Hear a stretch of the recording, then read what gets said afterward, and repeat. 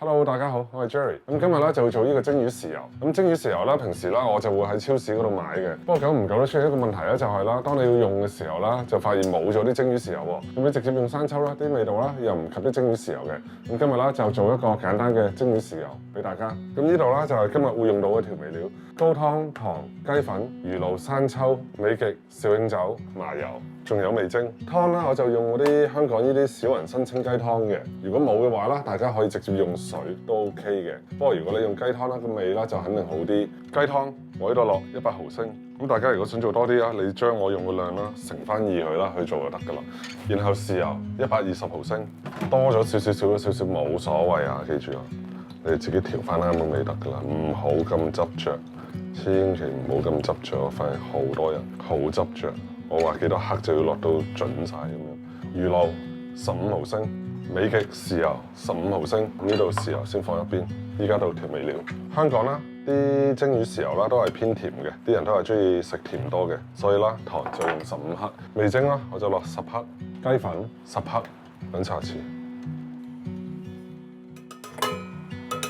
至死量。咁如果你個湯本身有味啦，咁你落嘅時候啦就唔好落咁多豉油啦，開大火。煮滾佢，記住攪一攪佢啊，等佢啲糖喺個底嗰度溶咗佢啊。好啦，咁而家啦，啲豉油啦煲滾咗啦，咁我最後落多啦半湯匙嘅紹興酒落去，然後煮滾佢，等啲酒精揮發咗佢。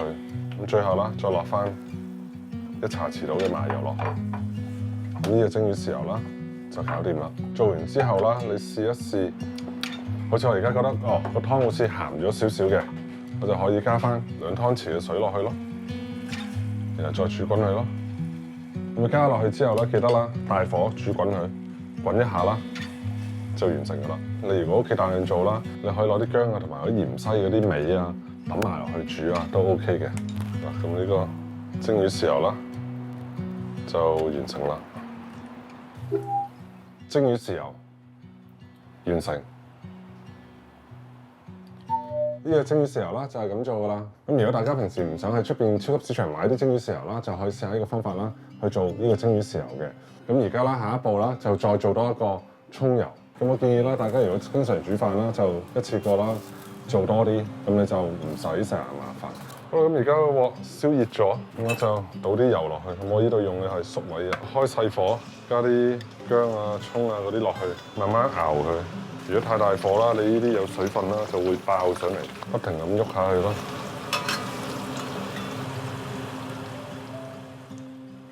嗱，咁呢個油啦，做完之後啦，你攞嚟煮飯啊、剩啊、炒飯啊，全部都好香噶啦。咁我嘅做法就係細火5分鐘，中火5分鐘，去翻細火熬到佢黃色咧就 OK 噶啦。啲葱啊各方面啊開始已經變咗啡色噶啦。咁去到呢度啦就差唔多可以熄火噶啦。將炸好嘅油倒出嚟，葱油完成。啲魚洗乾淨之後啦，攞啲葱薑啦鋪喺個底同埋面嗰度啦，同埋個肚入邊啦，去蒸就 OK 噶啦。加翻少少整好咗嘅油，燒熱佢，再淋上今日整好嘅豉油啦，就 OK 噶啦。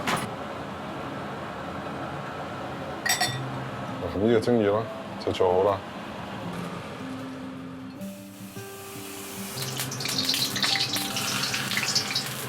呢個咧就係我哋點蝦用嘅。好啦，咁最後啦，我就簡單屋企啦蒸咗條魚。我都要拍照。拍啦！快點在天上。你做咩啊？